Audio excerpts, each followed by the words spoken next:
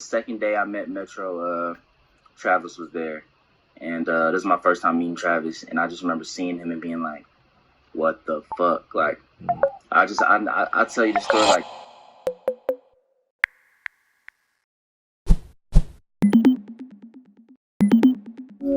yo, What's going on, man? What you up to? what's good, bro? How you doing, man? I'm good, man. I'm just chilling at home. I just ate dinner. It's like we're behind you because I'm in Vancouver. Oh, shit. Yeah, damn, I didn't even know that. Yeah. Because you're from Atlanta, right? Yeah, my boy Hottie's here, too. What's good? What's going on? What's going on? Yeah, I recognize him from because I follow your guys' like group page, like Dolo Records. But yeah. What are you up to today? Contrary to belief, I don't make music every day, man. This shit is not it, man. I need time to, like, kind of just live life, Yeah, I've been the same way because like I run this media outlet, so I'm like I have to oversee everything, right? But at the same time, it's like people tell me like, yo, you should do like 24/7, just keep working, right? And that way you'll reach your goals or whatever. Like it's a big cliche, I think, because yeah, you need time off, you need to chill. You know what I'm saying? Man, fuck that shit, that mentality where it's just like you gotta work Yeah, 24/7. Like, man, no, man, live your life, be like, yeah. especially with music, bro. Like, you're fortunate enough to have like free time a lot. You know what I mean? Yeah. Do that. Right off the bat, it's like, yeah, if people are watching right now, I found about you because I think it was through a hip hop page or something, but it was like, oh, like Metro Boomin's artist, right? So obviously I'm gonna click, I checked it out, and Right. right off the bat, just because of that, I listened to Pure Infinity, and for me, it's like when I'm listening to a new artist, right? The cover art needs to be good, the length doesn't like can't be that long and stuff. And I think Pure Infinity was just like perfect, right? The cover art Thank was you. yeah, the cover art was dope. It wasn't like too long of a project, and it started off pretty strong, right? I thought Who We Be was probably the best song on it. That and then Thank and you. yeah, for sure because yeah, the chorus reminded me of like I don't know what did you sample? It sounded like Malcolm in the Middle theme song. We was just watching that shit. That's Oh no way. crazy. Let's But go chill. nah. So the Who We Be hook is actually like a DMX song too. Like I Okay. grew up on like a lot of like I'm not even say older hip hop, but when I grew up, like that song, or while I was growing up, that song was like really huge. Yeah. So like literally said the same like they don't know who it is. Like the same way, you know what I mean? Oh really? Yeah, I actually got that from that, and I just kind of pay homage to like a lot of hip hop throughout the whole album, like Yeah. whether it was like DMX or even with the song "Watch Them Niggas," it's like a Nas reference, and a Jay-Z reference too. Like with One Thing is like an A. Marie, I'm paying homage to her, like hip hop and R&B, all that type of shit. But yeah, man, I appreciate it, bro. Yeah. So you grew up on that type of stuff. Then how old are you? Because like I'm 19, but I still will go back and listen to like DMX and shit. But what about you? I'm 22. Okay, so yeah, you still had to go back and like listen to this shit. Okay, cool. And yeah, hell yeah. Got you. So I think I know you probably get asked this all the time, but just gotta like, go through like what made you want to do music in the first place? Like how did you become SwaVay anyways? I mean, I had always had like a really big liking for music, but this man is the one who told me to like start rapping. Like, I became friends with him probably like fifth grade, and like we got like cool like around sixth grade, and we just talked on the phone all the time. And he liked music that much too. Like, and he was just like, bro, fuck it, we should just start making music. And then like ever since then, like we've made music, but Yeah. so So yeah. what age did you start actually like putting out real stuff? Immediately, like fucking sixth grade is fucking that's like that Piff prime for me. So like sixth, seventh, eighth grade is like that Piff prime. So literally, if we How are you in sixth grade? it was like I 12. think people are. My cousin is. I think we're like 11. Might have been like 11, 12. No, it's 12. It's 12. It's 12, 13, but definitely like 13, 14 when we was like on the internet putting out music. Yeah. You know what I mean? Did you delete You all can the find that shit too, just don't go look back. You know what I'm saying? Don't go find it, but you can find it though. For sure, I feel you. I mean, I gotta ask the infamous question. Obviously, when did this whole thing with Metro Boomin happen? Like when you got signed to him? I had a song called Quick Trip. And didn't go viral, but like it was doing numbers on like Twitter and shit. So Metro ended up seeing it. he DM'd me, and it's crazy. I actually read those DMs the other day. I kind of forced my way into being Boominati. I told him, I was like, no, I'm trying to sign. I would say too. Well, that was like 2014 Twitter. Yeah. Like Twitter 2014 is different than Twitter now. Like Twitter 2014. Nah, we're 2014, nigga. No, that wasn't that long ago. Oh no, you were on my 2017. Yeah, it was still like different. Yeah. So what was the exact exchange? If you, because I'm sure you remember the exact exchange. Yeah. So I DM'd him. I said, well, he followed me. I was like, it's not real. Fake account, burner account. Yeah. So he followed me on Twitter. I DM'd him, and I was like, bro, thank you for following me. That shit just made my day. I had just seen the post of you starting Boominati. I'm trying to sign. Like, that's exactly what I said. And he's like, he was like, yeah, for sure, for sure. Like, I love your music. It's dope, da, da, da. And then, like, we just kept talking, and I ended up getting his number. I sent him some music. And then he was like, no, bro, you're insane, bro. When I get back to Atlanta, we're going to get in the studio. Like, 2 days later, we got in the studio. I pulled up on him. I'm thinking I'm just going to go sit in on, like, a session or some shit. Yeah. But nah, it was just me, him, and my homeboy David. We was just talking. We talked for, like, 2 hours, and then we just, you know what I'm saying, already we established within those 2 hours, like, yeah, bro, you can be the first artist I signed to Boominati, this, that, and the third, and from there, shit, yeah. Wow, you wouldn't expect that because you literally said, I'm trying to sign. Like, to be honest, as an artist, like a bigger artist, when someone says that to you, you probably feel like, dude, what the hell? Like, I like your music, but you don't got to be like this, you know? Like, don't be that annoying kid or whatever. But that's cool that he actually, like, took it in a good way. It's kind of funny, yeah. But nah, bro, Metro's cool, bro. He's pretty cool about that type of shit, you know what I'm saying? I think he could, we're big on energy. So, like, I'm pretty sure he was, you know, already thinking that, you know what I mean? Yeah. What's like what were your what was your perception of Metro Boomin before he actually had that whole exchange with you? I thought the nigga was smart as fuck. Like, I liked how he moved. I like his aesthetic. And I just thought he was like a really smart dude. Like, from how he goes about certain things to even how he helped, you know what I'm saying, basically pop off Future again. Like, I just thought he was like a underrated, you know, genius, you know. Yeah. And the music obviously is what it is. Like, he's a great producer, but you know, that's really genuinely what I thought about him. You know, it's crazy too. I told him this too. I felt like at one point in time it was like Quincy Jones, then it was Dr. Dre, and then I always felt like now it's you. You know what I'm saying? I felt that way then. I still feel that way now. So what were some of the first like conversations like after that studio session? We would just talk about like a whole bunch of just music shit, and I would just ask him like just questions about how shit works, or just really just observing a lot of shit, like just watching how he moves, like, or just like, you know what I'm saying, peeping how he made beats. I make beats too, so anything he did I picked up on or just tried it myself, you know what I'm saying? It was just kind of like I got to observe like really a master at work at all times, you know what I'm saying? Well, the conversations were just like, you know what I'm saying, very introductory. Like, it was just like, you know, feeling each other out and, you know, learning a little bit about each other, you know what I mean?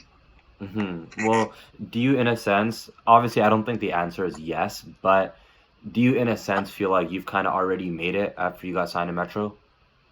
Hell no, because it was so much shit I still had to do. Like, I signed to Metro maybe like 2017, 2018, and this is before it's crazy because when I actually officially signed to him, I had maybe about half of Pure Infinity done. Mm-hmm. Well, I'm actually lying. I had like the first version of Pure Infinity done. Yeah.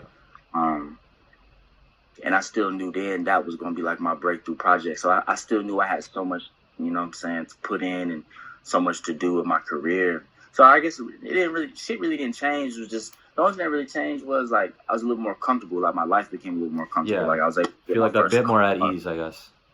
Facts. I can get my first car. I can finally get some of the shit I always wanted. Like, take care of some of the people I need to take care of. Like, that type of shit. You know what I mean? Yeah, I think it's like a big misconception. Even like I would do this before, right? But like for example, I used to do these interviews, and then I got one with Murder Beats one day, right? And then people were like, "Yo, dude, you made it. You interviewed Murder Beats." I'm like, "No, because that's like it's like I'm sure you felt this way too. It was cool for like one whole day. You're like, oh my god, Metro, right? But then after it's like, okay, like what next? You know, I gotta do something else." Facts. No, you're absolutely right, bro. Yeah. It's just like I try to like not be too content with where we're at. You know what I'm saying? Because everything, you know what I'm saying, could be amplified. Like I said, bro, like I don't feel like I made it now. To be honest, like I definitely know there's a lot more things I have to do, accomplish. Like, you know what I'm saying? I went platinum, but it wasn't even off a song that was like on my album. Like it was off like a Spider-Man soundtrack I did. You know what I'm saying? You were on the Spider-Man soundtrack? Yep. Oh, what the heck, dude! I never knew. What's the song called? Elevate. It's like me, YB, and Corday, and Denzel Curry. Really? Well, that's a pretty good look, dude. Like that early in your career, sick, man. I'm gonna write that down so I can listen to it later. Right. Bro, like I don't even think when I make it, I feel like I'll make it. So yeah, I think ever since I started the media outlet, I've gotten more access to like backstage and like festivals and stuff, and then you see people walk past you like NAV or like I don't know Khalid, right? But in your case, I feel like I'm sure you've been in the studio and I don't know. I'm just guessing. Like okay, like Travis Scott will walk by or like okay, I don't know. Is that true? I'm just guessing. Yeah. Oh, okay, yeah. Nah, so yeah, funny. Yeah. The second day I met Metro, Travis was there, and this was my first time meeting Travis, and I just remember seeing him and being like, "What the fuck?" Like, I tell you the story. Like this nigga had like this black diamond chain, like it was black diamonds. I remember seeing this, like, what the fuck? This nigga has black diamonds just shining like that, like. And the whole time, just looking at this nigga like, yo, this nigga's really finna go home to Kylie Jenner, bro. Like, this nigga day does not end, like, yeah, you know.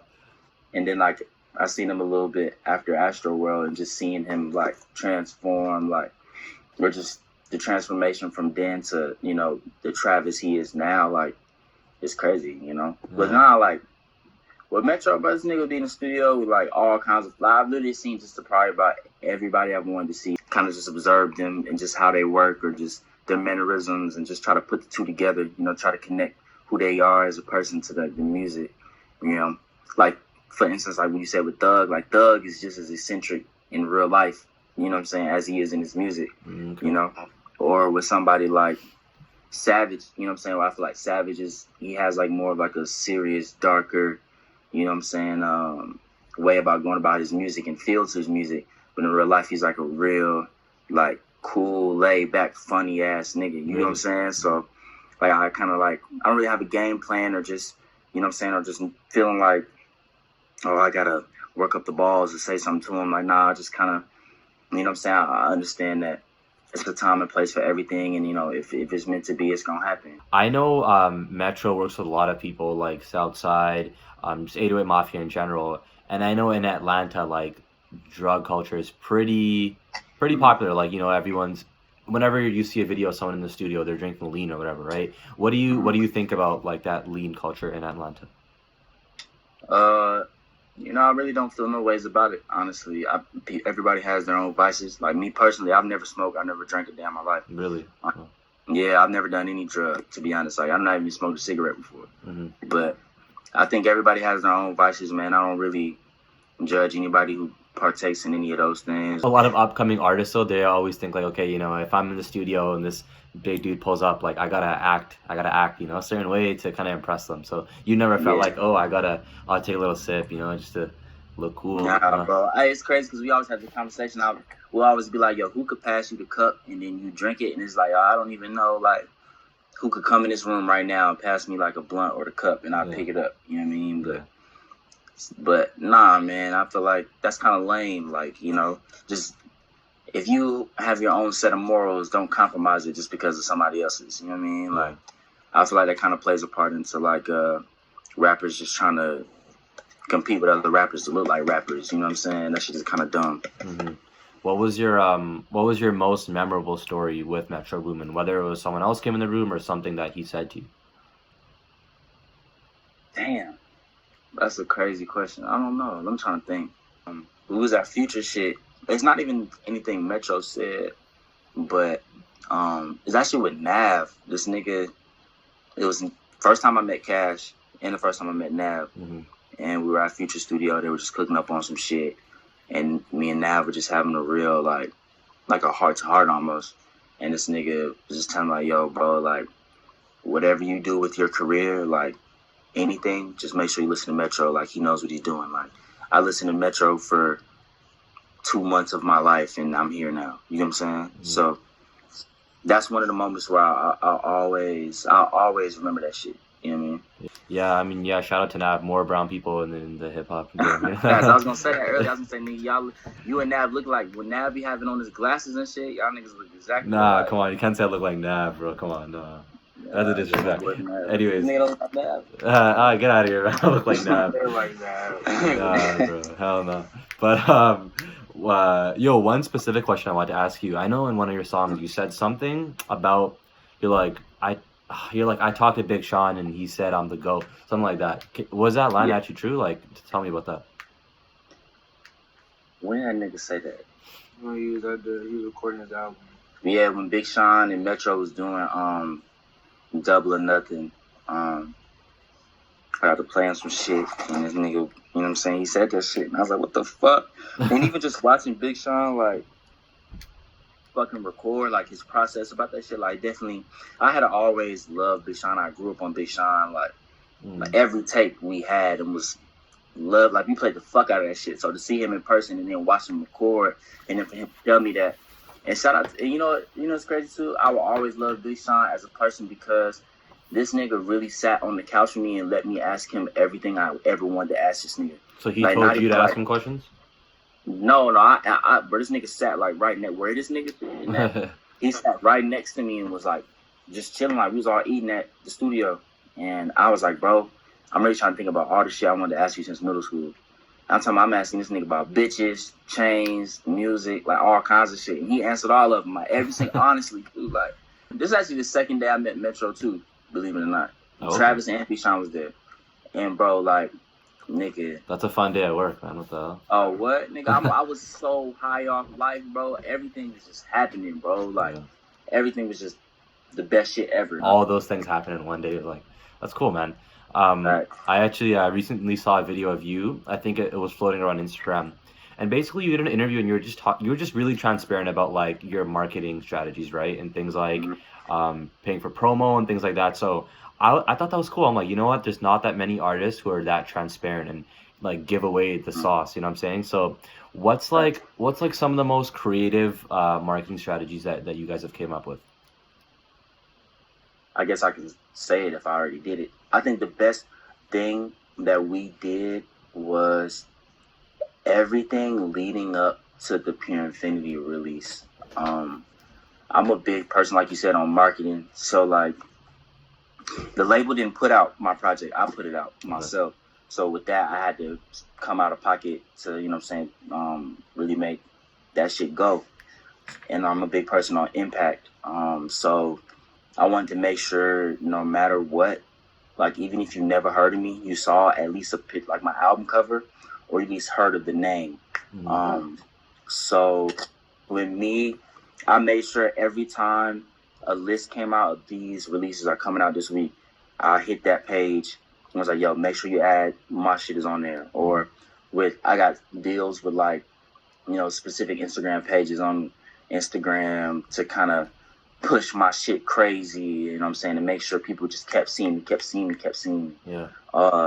And even like we bought like a couple of billboards in the city. I had my shit on buses in Atlanta, fucking train stops, goddamn. We threw an album release party and had like the most lit niggas in Atlanta host that shit. Like, bro, like, I think as long as artists understand impact, like, that'll take you a long way. Like, if you're an artist like myself and you really you don't have like a strong fan base, and you're trying to develop one, you need to understand impact and you need to understand what people are looking at, where people are going, like, and what people like to see. Like, even with me, like, I have 2 covers for Pure Infinity, right? Yeah. I have a cover with me on a bike, and then I have the red cover that everybody, you know, has seen. Yeah.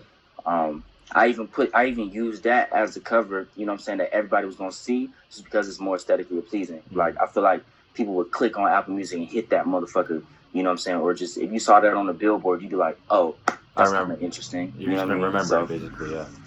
As long as people understand impact and understand how shit works and understand what it takes, bro, you're straight.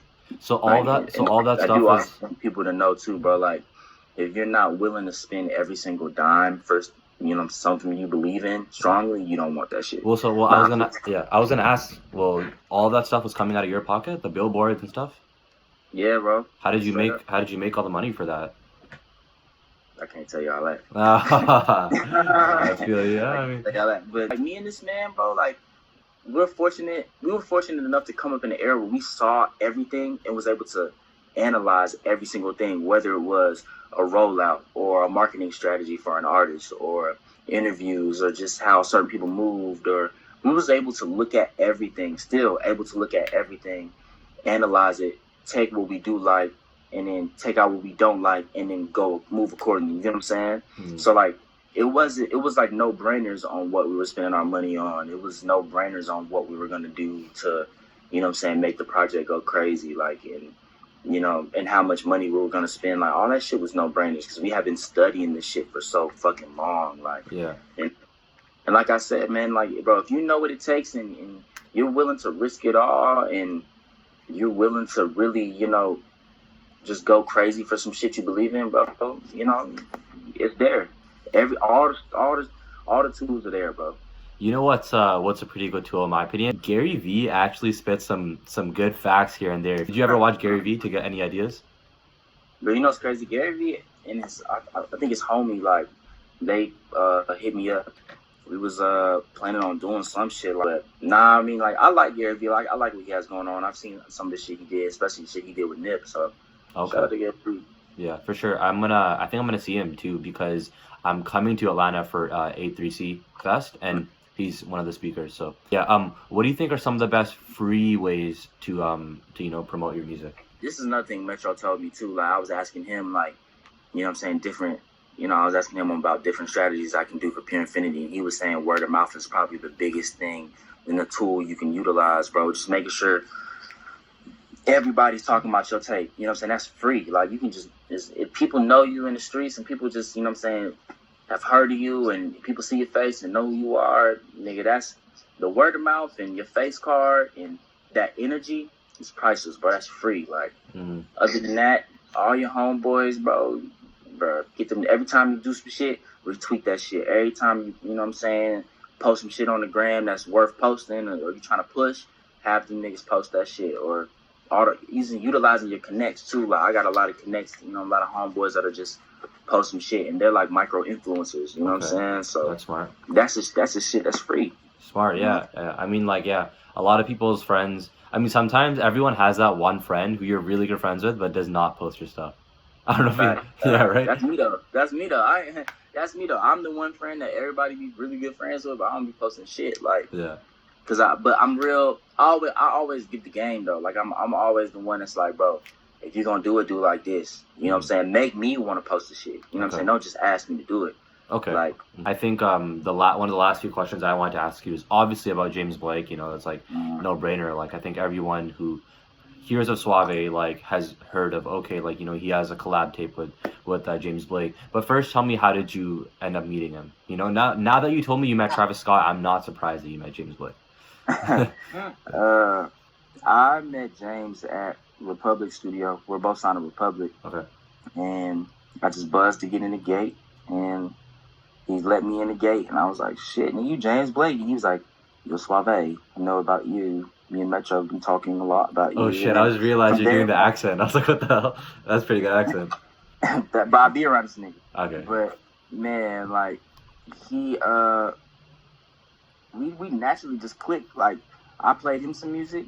We went to his room and he played me some music, and from there the relationship was built. Like we were just talking about regular shit, and even just like I would tell him like, okay, like with this, with your music right here on this song, right here we're gonna do this, or try stacking it, like, and then for me the same as well. And then from there we just ended up starting to make a lot of music together versus just helping each other out on records. It's like, okay, well shit, like, you know what I'm saying, I'm gonna pull up to the house and just hear some beats, and he played me some shit and it was actually hard as fuck. So I was like, bro, yeah, nigga, let's make some songs. And then next thing you know, like, one song turned into 3 songs turned into 4 songs. But me and James probably have at least like 30 songs. Really? So, yeah. And that's definitely enough for a project. But, yeah, no, for sure. It's just that me and him are such big perfectionists that it's just like, and like, we know when the time is right and when the project is done, it'll come out. Yeah. And it's going to be soon, for sure. Like, we're not going to keep bullshitting. Yeah. But it's just funny because, like, I feel like there were so many different versions of, like, Pure Infinity. There's probably at least 4 versions of Pure Infinity. But for me and James Blake shit, it's probably been at least 8 versions of that album. Because it's double the perfection, that's why. Yeah, facts. Yeah. But nah, James is like my best friend, bro. Like, really, every time I'm, you know what I'm saying, in LA or he's out here, bro, we're together bullshitting, whether it's just playing a game or just talking about shit or just making music, like, you know. That's so cool, man. I never expected that, like, because when there's someone like James Blake, you would expect him to make a collab album with someone who's already really established, right? Or at the same level as him. But, like, yeah, kudos to him. Like, he took someone that was, like, kind of, you know, still on the come up, and you guys have a fucking collab project that I guess is, you said, dropping soon? Hopefully. I'm not even going to say hopefully, but I think it could be around the corner. I'm definitely going to say, I'm going to be for real, it's not going to be this year, but I wouldn't be surprised if it was next year. Okay, yeah, makes sense. And I think like, people still have time to listen to Pure Infinity right now. You know, like, there's still a lot of people who haven't heard it, so I guess they just gotta, like, sit on that. And yeah, you know, by the beginning of next year, I'm really excited to hear that, dude. So yeah. Otherwise, I actually really appreciate you. That's all the questions that I had to ask you. Man, thank you, bro, for even, you know, taking time out to even want to ask me some shit, man. Of course, man. Yeah, I like the album a lot, so I needed to kind of, like, dissect you and the music. So, but yeah, man, shout out to you. I'll hit you up when this is out. Thank you, bro. Okay. See you, man. Peace. Yo, thank you guys for watching that video with SwaVay. We actually filmed this interview before going to Atlanta, and then once we flew there for A3C Fest, I texted him. I'm like, yo, SwaVay, I'm in Atlanta. You down to meet up? And he texted me back saying, yo, dude, here's my address. Pull up to my crib. And yeah, like, it was so cool. From there on, we just kicked it as friends. He took me into his car, played me his entire new album, which I don't say this about everyone. It's amazing. Like, you guys are gonna be shocked. But it was just cool to see me interviewing someone and then going from that to becoming actual friends in real life. So right now it is time for the top comment. Let's see. On the last video, Goach is Life GC commented, yo, we need the Atlanta one. Okay, yeah, let's address the elephant in the room. I know a lot of you guys are asking for this full Atlanta behind the scenes video. I just got back home. There's so many stories to tell, and as promised, I'm gonna get you guys that video next week. But you guys need to subscribe and turn the notification bell on, because that way you'll actually be notified for this Atlanta video. But yeah, I can't wait for you guys to see it.